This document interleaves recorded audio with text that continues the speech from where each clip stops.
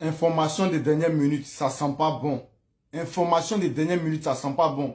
Je vais vous mettre une vidéo, regardez. L'heure est grave. Électoral. Il y a 4000 centenaires. C'est vrai, nous souhaitons que nos parents vivent longtemps. Mais 4000, ça devient suspect.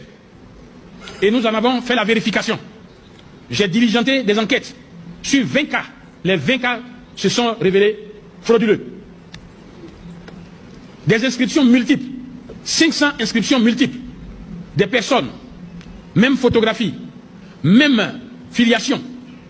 Mais 2, 3, 4 d'électeurs. Avec des numéros différents. Des enfants qui sont issus de la même mère, qui sont 20 de la même mère.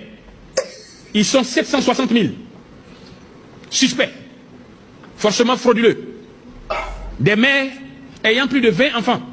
Ça existe, j'en connais. Mais j'ai diligenté des enquêtes pour voir encore 20. 17 se sont avérés frauduleux. Et sur la liste électorale, ces femmes-là sont 9204. Des pères qui sont pères de plus de 30 enfants. Ça existe chez moi. Ça existe dans les familles nombreuses. Oui, ils sont 5501. J'ai vérifié sur une échelle de 20. 12 se sont avérés frauduleux.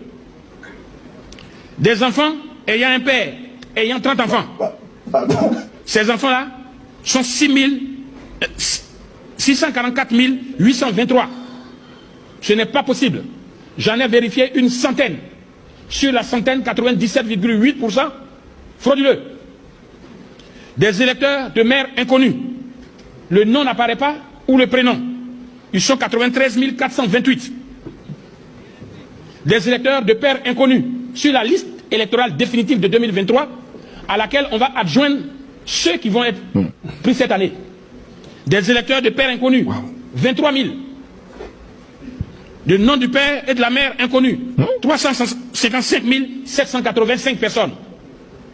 Lorsqu'on fait le point, parce qu'une personne peut être